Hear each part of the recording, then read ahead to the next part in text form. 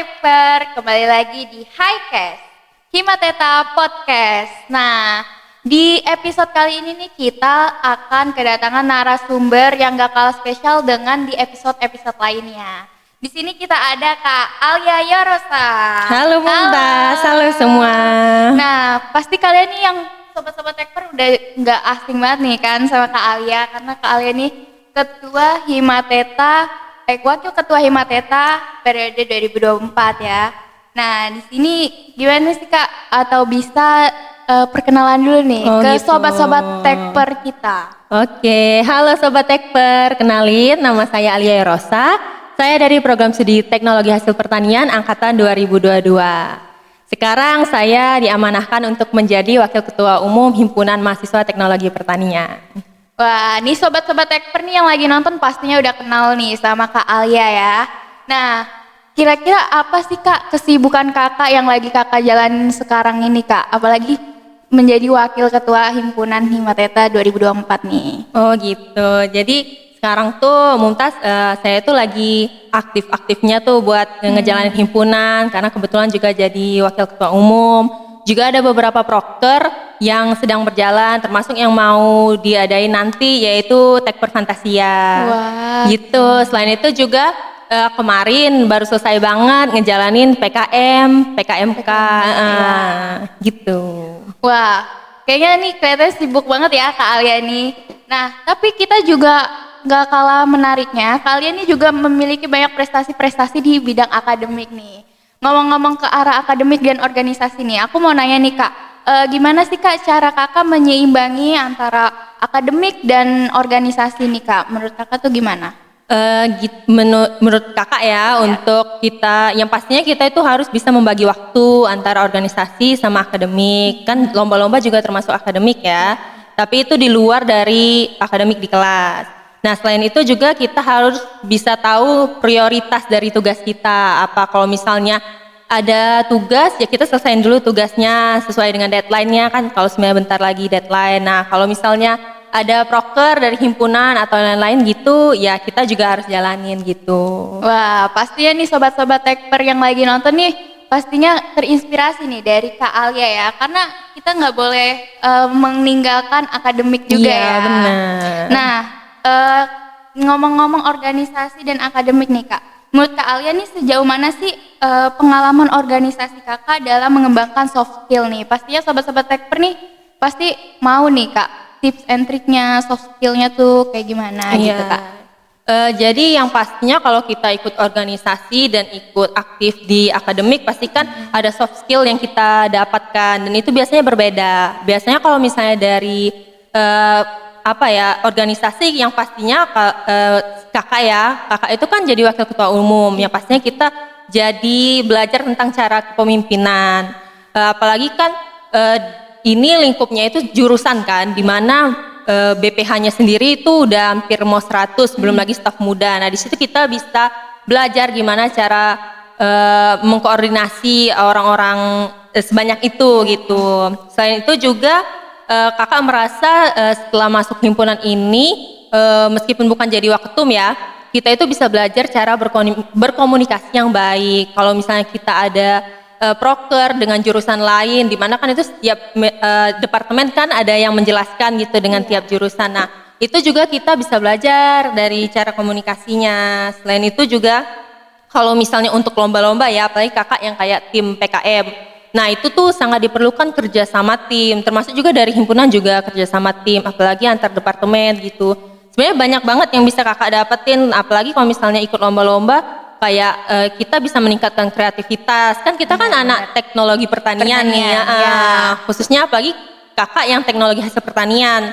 Jadi untuk inovasi-inovasi produk itu benar-benar kita pelajarin kan, dan kita itu bisa mengimplementasikannya itu di lomba-lomba gitu. Jadi banyak banget ya guys, nilai-nilai positif yang bisa diambil nih dari pengalaman-pengalaman Kak Alia. Nah, kan kalau kita dengar pemimpin itu kan biasanya orang tuh berpikir harus laki-laki nih. Sedangkan Kak Alia ini sebagai wakil ketua himpunan itu perempuan kan. Nah, gimana sih Kak tantangan Kakak untuk menghadapi omongan-omongan orang kayak sebagai pemimpin perempuan itu bagaimana Kak untuk menghadapi omongan-omongan itu dan mengatasinya? Oh gitu. Jadi iya kebetulan setahu kakak ya, kakak itu wakil ketua umum perempuan itu yang kedua. Ya. Jadi yang pertama itu udah atas-atas banget gitu. Nah gimana cara? Yang pastinya pas kakak diangkat jadi wakil ketua umum dan perempuan pasti banyak ya pro dan kontra lah. Omongan-omongan di iya luar ya. gitu. Jadi gimana caranya kakak mengatasi itu ya, kakak menunjukkan kinerja kakak. Ya kita harus lihat hasilnya gimana, karena kan gender itu nggak mempengaruhi, ya. Nggak harus cowok ya. Iya benar. Kalau misalnya ceweknya yang lebih bagus kan, iya selagi kita bisa saling menghargai dan menghormati perempuan juga kan, bukannya karena perempuan pemimpin juga bisa merendahkan laki-laki kan gitu. Baik nih, sangat-sangat menginspirasi banget ya guys nih dari Kak Alia ya guys. Nah, di dalam pengalaman-pengalaman kakak di kuliahan ini, menurut kakak pencapaian terbesar apa nih Kak yang pernah kakak raih, dan bagaimana nih tips and triknya untuk sobat-sobat tekper yang lagi nonton nih Kak? Oh gitu, pencapaian terbesar kakak sih sebenarnya banyak ya, selama kurang lebih 2 tahun lebih ada di jurusan ini. Kakak juga bersyukur ternyata menjadi wakil ketua umum, kakak bisa dapat banyak feedback juga, kayak kakak bisa jadi MC gitu, bisa itu jadi MC, kakak juga bisa aktif-aktif di perlombaan, kakak juga lebih dikenal sama dosen-dosen yang itu juga mempermudahkan kakak untuk misalnya izin buat lomba gitu. Nah kalau misalnya tadi yang paling kakak ini ya bangga ya? Iya, yang kakak banggai kayak wah gitu kayak kalau yang kakak banggain, yang paling kakak banggain itu kakak pernah ikut PKM kemarin. Nah itu walaupun sayangnya nggak masuk PIMNAS, cuman kakak merasa dengan udah didanain dari Simpel Mawa itu dan jadi satu-satunya di jurusan pada tahun ini, kakak merasa bangga. Dan juga yang satu lagi itu yang lomba di Thailand. Karena dua-dua lomba itu tuh kakak memang berinovasi menghasilkan produk gitu. Jadi kakak merasa bangga aja bisa ngasilin produk gitu. Pasti bangga sekali sih, karena kan kita bukan hanya kuliah doang di sini ya, kita juga bisa mengembangkan kreativitas kita ya Kak, dan bisa melatih soft skill yang tadi kita udah omongin. Nah, kan tadi sempat dibilang sama Kak Alia nih bangga bisa terima PKM. Nah, terus pastinya sobat-sobat tekper nih yang lagi nonton di sini juga beberapa ada yang udah tahu ya tema dari PKM kakak nih yang kemarin diajukan. Nah, apa sih kenapa kakak bisa tertarik untuk mengikuti program kreativitas mahasiswa nih atau PKM Kak? Iya, yang pertama itu kakak sebenarnya tuh dulu kakak nggak tahu PKM itu kan apa. Terus orang-orang cuma bilang kayak PKM itu tuh kayak lomba bergengsi nasional yang diikutin sama seluruh universitas PTN dan PTS di Indonesia. Nah jadi kakak merasa tertantang aja gitu buat ikut. Nah setelah lulus ternyata kakak bisa lihat kalau ternyata program ini tuh bisa dikonversi ke SKS. Jadi kakak merasa kalau lomba ini ternyata ada untungnya. Dan juga pada waktu kegiatan PKM itu kami itu pas libur yang 3 bulan kemarin. Jadi kakak ngerasa bisa lah ngisi waktu kosong gitu. Jadi ngisi waktu kosongnya kalian ini juga bermanfaat ya guys. Bisa yang sobat-sobat tekper yang lagi nonton ini bisa terinspirasi banget nih sama kalian ya. Nah kalau boleh tahu nih, apa sih Kak judul yang kakak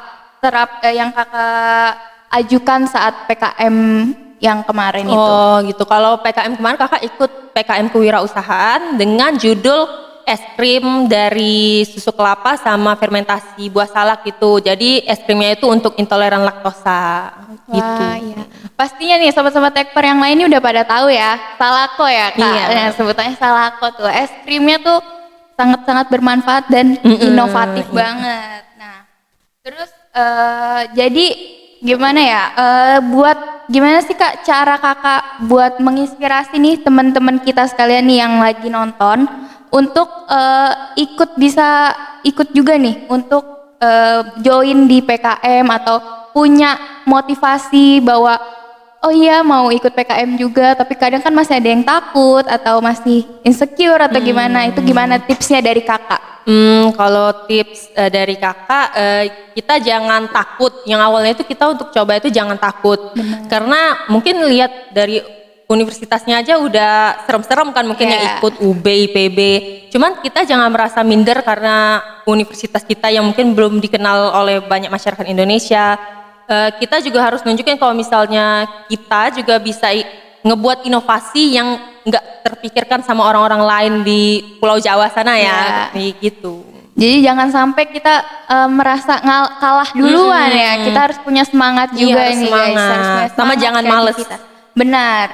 Dan memanage waktu itu juga penting ya kak. Oke. Nah kita ini nggak kerasa nih, udah mau di penghujung aja nih. Nah tapi sebelum penutupan ini ya guys, aku nih mau nanya nih, gimana sih kak untuk sobat-sobat Tekper yang nonton, terutama untuk aku juga nih, motivasi dari kakak, apa motivasi kakak dan gimana cara kakak untuk memotivasi banyak orang? Tapi mungkin motivasi kakak aja untuk selama ini di perkuliahan. Untuk diri kakak ya. Kalau kakak itu selama ini apa ya, motivasi diri kakak itu untuk yang tadi jangan takut, sama kakak nggak mau menyia-nyiakan waktu. Karena kita kuliah kan cuma 4 tahun tuh.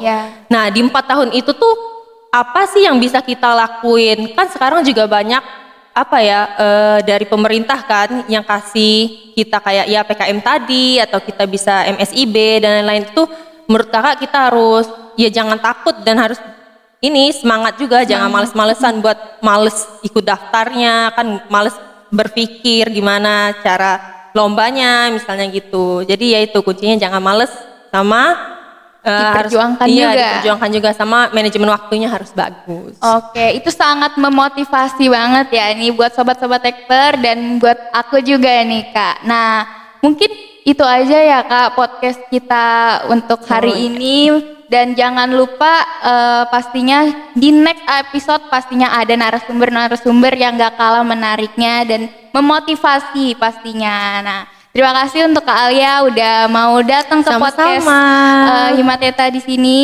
Makasih yang udah nonton, buat sobat-sobat Tekper yang udah nonton. Jangan lupa nih di like, di share juga buat sobat-sobat Tekper yang lagi nonton.